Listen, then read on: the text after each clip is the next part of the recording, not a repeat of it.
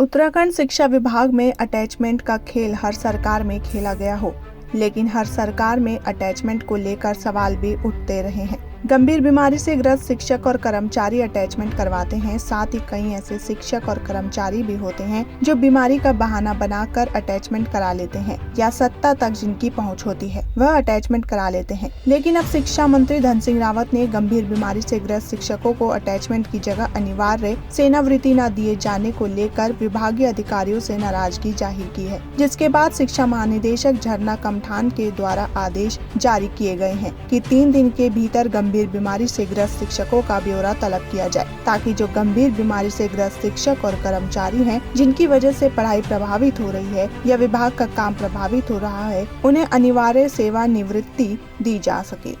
देखिए, इसमें माननीय मंत्री जी द्वारा भी हाल में एक बैठक आहूत की गई थी, जिसमें उनके द्वारा एक तो जो अभी तक अटैचमेंट किए गए हैं शिक्षकों के और मिनिस्ट्रियल कर्मचारियों के, वो सूची तलब करी थी, तो लगभग 600 के करीब थे। तो उनके द्वारा एक तो ये निर्देशित किया गया है कि कोई भी अटैचमेंट जो है शासन की अनुमति के बिना नहीं किया जाएगा, और जो अटैचमेंट जो है जियो के अनुसार है, जो जेन्युइन केसेस है वही अटैचमेंट किया जाए।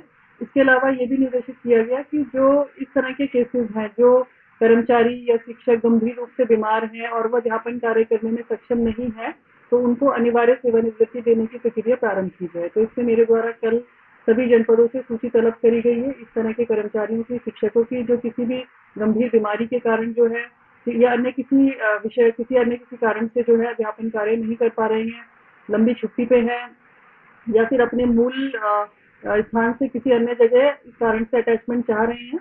तो वो सूची आने के बाद जो है उनको स्वैच्छिक सेवानिवृत्ति देने के लिए जो है शासनादेश के अनुसार कार्रवाई की जाए।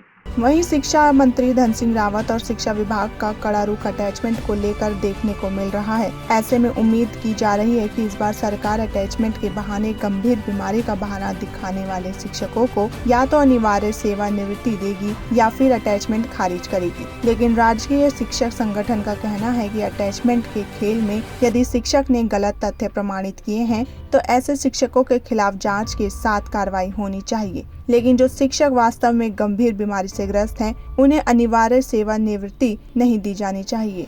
तो जो वास्तविक जिन्हें जरूरत है उनको तो संगठन ने कभी विरोध नहीं किया, अभी भी नहीं करेगा। लेकिन जितने भी फर्जी, हम तो आज भी कह रहे हैं, जितने भी फर्जी मेडिकल वाले हैं उनकी जांच होनी चाहिए और उन्हें पकड़ के BRS दे देना चाहिए, मेरा अपना व्यक्तिगत मानना है। और रही अटैचमेंट की बात, खाली ब्यौरे जुटाने से कुछ नहीं होता, इसमें महानिदेशकों को साहस भी करना पड़ेगा। कम से कम एक तरफ जहाँ नियम के अंतर्गत शिक्षक का स्थानांतरण हुआ उसे तो कार्य मुक्त नहीं कराया जा रहा है कि शिक्षक कम है, और दूसरी ओर हजारों शिक्षक अटैच हैं। ये कहाँ का न्याय है? और संगठन तो हमेशा विरोध करता है कि जितने भी अटैचमेंट है बिल्कुल एकदम वो समाप्त होनी चाहिए, और जो फर्जी मेडिकल वाले हैं उनकी जांच होनी चाहिए। जो वास्तविक जैसे नीड है, मैं न तो संगठन उनका विरोध करता है, न मैं इसकी पैरवी करूँ कि उन्हें BRS दिया जाए। उसे जरूरत है, और बेचारे के साथ ऐसा अन्याय हुआ है, और ऊपर से हम इस तरह के जबरदस्ती उसे BRS की बात करेंगे तो बहुत गलत है, अन्याय है उसके साथ।